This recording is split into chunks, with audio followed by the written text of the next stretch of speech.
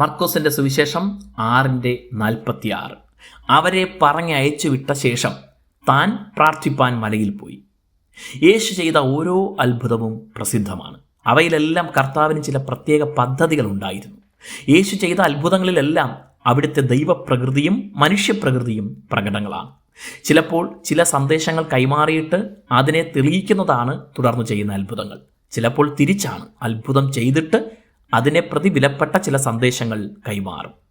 ഇവിടെ 5 അപ്പവും 2 മീനും കൊണ്ട് 5000 പുരുഷന്മാരെയും കൂടാതെ സ്ത്രീകൾ, കുട്ടികൾ അടങ്ങുന്ന വലിയ ജനാവലിയെയും പോഷിപ്പിച്ച അനന്തരം ഗലീല തടാകത്തിൻ്റെ മറുകരയിലേക്ക് വള്ളം കയറിപ്പോകാൻ ശിഷ്യരോട് ആവശ്യപ്പെട്ടു.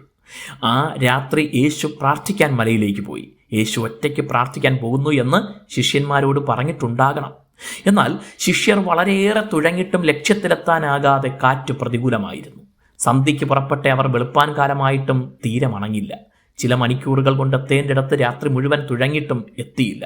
എന്നാൽ യേശു മലയിൽ നിന്ന് തൻ്റെ ശിഷ്യർ തുഴഞ്ഞ് തളരുന്നത് കണ്ടു. അവരുടെ അടുക്കൽ വെള്ളത്തിന്മേൽ നടന്നെത്തി. പടകിൽ അവിടുന്ന് കയറിയതും കാറ്റ് ശാന്തമായി. ഇവിടെ ശിഷ്യർക്ക് യേശു കൂടെ വരാതെ തങ്ങളെ പറഞ്ഞയച്ചതിൽ വിഷമമുണ്ടായി കാണും. ഈ കാറ്റിൽ കടലിൽ മുങ്ങിപ്പോകുമെന്ന് ഭയം ഉണ്ടായി കാണും. യേശു ഇതൊന്നും അറിയാതെ കരയിൽ സുരക്ഷിതനായിരിക്കുന്നുണ്ടാവുമെന്ന് ചിന്തിച്ചിട്ടുണ്ടാവും. എന്നാൽ യേശുവിന് ഇതിൽ മറ്റൊരു പദ്ധതി ഉണ്ടായിരുന്നു. നമുക്ക് വേണ്ടി പിതാവായ ദൈവത്തിൻ്റെ വലഭാഗത്ത് യേശു പക്ഷപാതം ചെയ്യുന്നെന്ന് നമുക്കറിയാം.